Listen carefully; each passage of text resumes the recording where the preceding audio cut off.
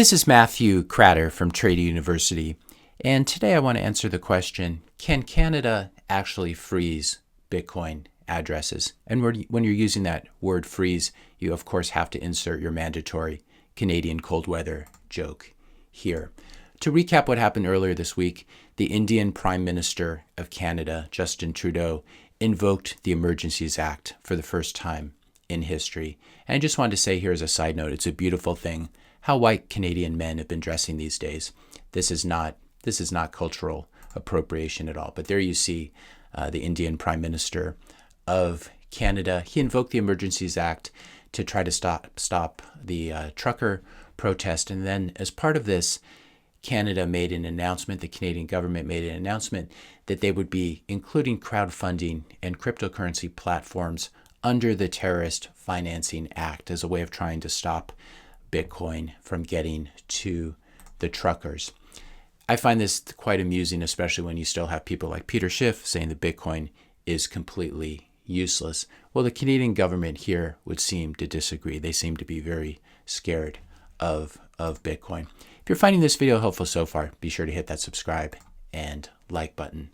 So as part of this designation of cryptocurrencies, bringing them under this Terrorist Financing Act, we've been getting a lot of headlines about how Canada has sanctioned these 34 crypto wallets that are tied to these donations to the truckers. They include Bitcoin, Ethereum, Litecoin, Monero, and Cardano addresses on the list. But most of them, the vast majority of them, are Bitcoin addresses.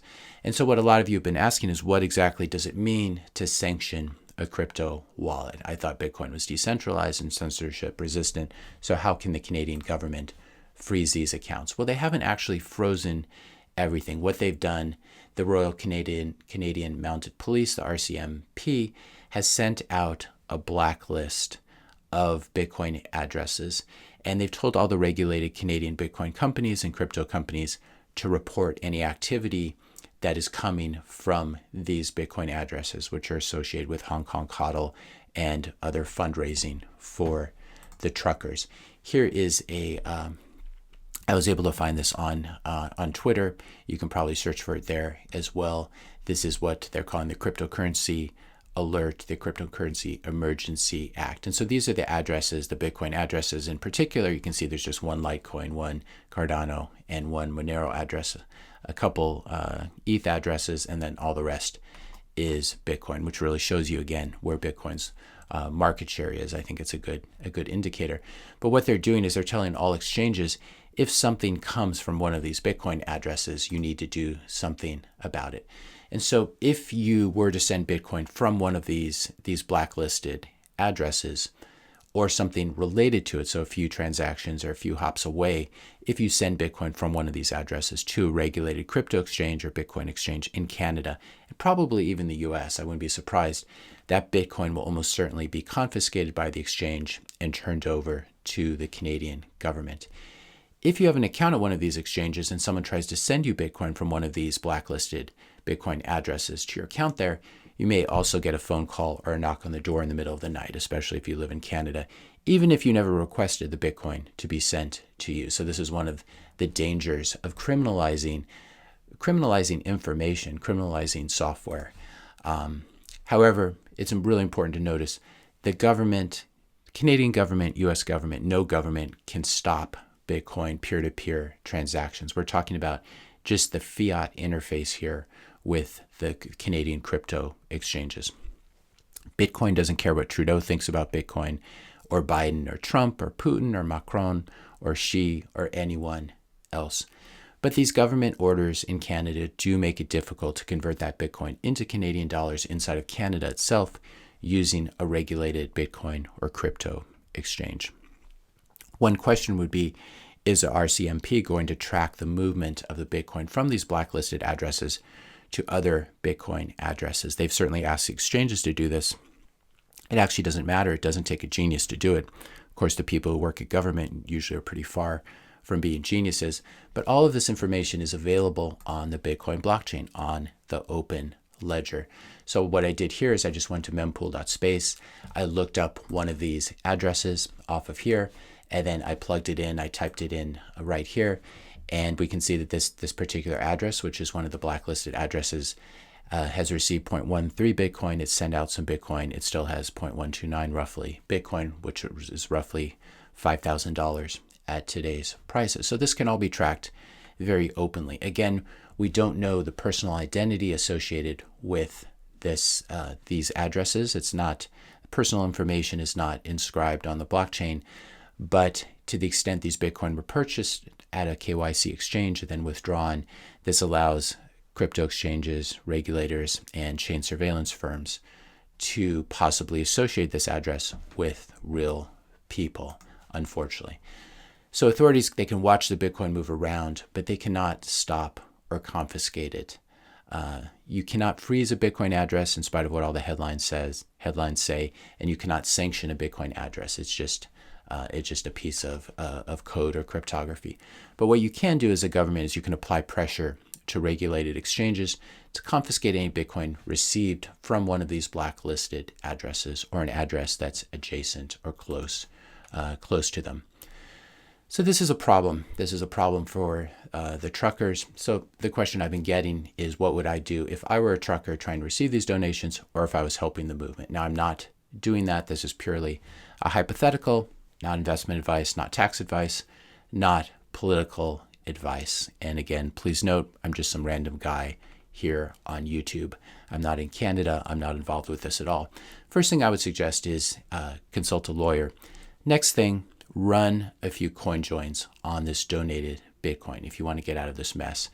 And this will sever the past history of these UTXOs, of these chunks of Bitcoin, from future movements. And it'll create some fresh UTXOs that'll be very, very difficult to associate with the previous old UTXOs.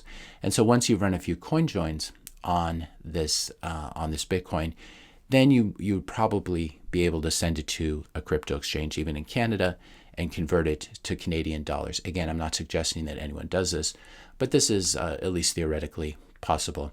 Also, after CoinJoining the coins, you could spend them directly with a merchant who accepts Bitcoin, either online or in the US or in Canada in person. In this way, you could buy groceries, you could buy anything from Amazon, for example. You can convert it to an Amazon gift card. There's services that allow you to do this, etc. So you could spend the Bitcoin to get gas and groceries or whatever else you might need during the protest.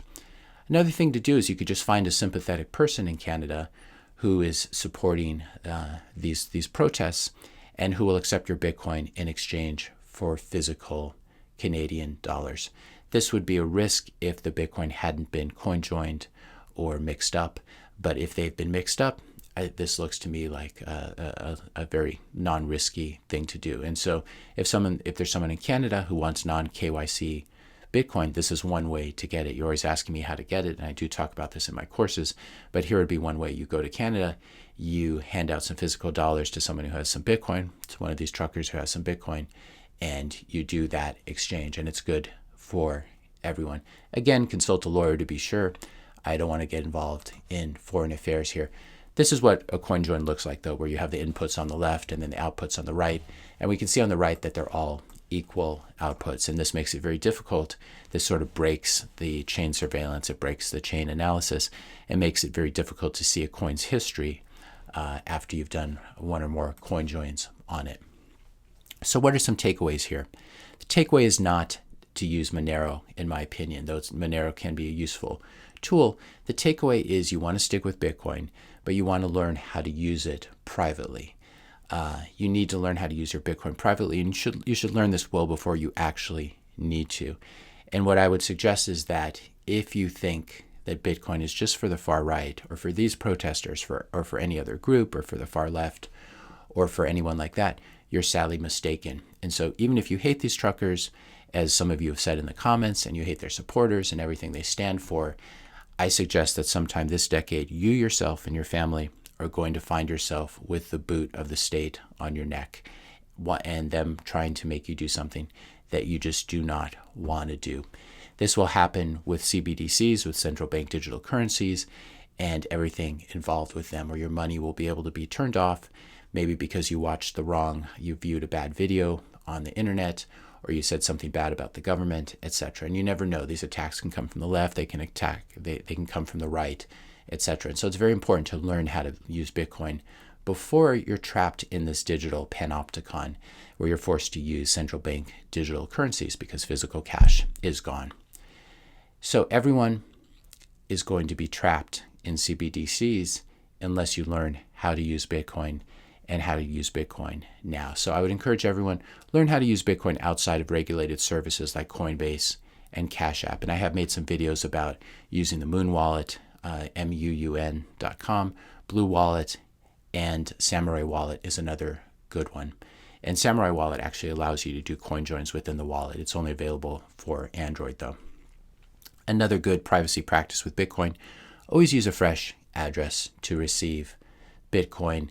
Learn how to withdraw your Bitcoin from an exchange and hold it on a hardware wallet. I've made many videos about this. This is very, very important. You can see how regulated exchanges are very easy to be controlled by the Canadian government or any other government. And as the times get more and more rough, you definitely don't want your Bitcoin sitting on an exchange. Whether it's Gemini or Kraken or Coinbase or Strike or any of these places, you need to hold your own private key. So I made a couple of videos about this you can watch on YouTube. Best way to store small and medium amounts of Bitcoin. This basically is about how to withdraw your Bitcoin, hold it on a hardware wallet, as well as my Multi-Sig video, how to store large amounts of Bitcoin and hold your own private key. So be sure to check out those two videos if you haven't seen them before. And then once you've learned the basics, once you've learned how not to reuse addresses, how to store your Bitcoin on a hardware wallet and cold storage, then just keep leveling up. Learn, the next step I would say would be learn how to buy Bitcoin anonymously. You could go to Canada, you could buy some there as we talked about, but it's very important to learn how to get your hands on some non-KYC Bitcoin for obvious reasons. Also learn how to do a CoinJoin. Unfortunately, it's not currently a good idea to discuss these things in any more detail here, but feel free to Google how to buy Bitcoin anonymously or non-KYC. Google CoinJoin and you can go down the rabbit hole. If you want a shortcut, you can check out my paid courses, especially the course on the Ultimate Guide to Bitcoin, where I have 4 lectures on how to buy Bitcoin anonymously and how to run your own node, how to set up a desktop wallet and link it to your node, etc. And now I've been adding some lectures. I just added a lecture yesterday on how to do a CoinJoin, and I'm adding another lecture today. So be sure to check those out as well if you want sort of a faster way to get to this information and you don't want to spend a lot of time browsing the internet. In the future, if I think it becomes a little more safe, I will post about these topics as well on this current platform. But for now, I don't think it's a good idea, and you can probably extrapolate why. If you found this video helpful, be sure to hit that subscribe and like button. Hit the notification bell if you want to be notified when I publish my next video. Let me know your questions and comments in the comment section below, and I will stick a link to this course where you can learn about CoinJoin and non-KYC Bitcoin. I'll stick a link in the description notes below, so be sure to check that out as well if that's something that interests you, and use the coupon code YT99, YT YouTube 99 to get the best price. This will give you access to all my other courses as well.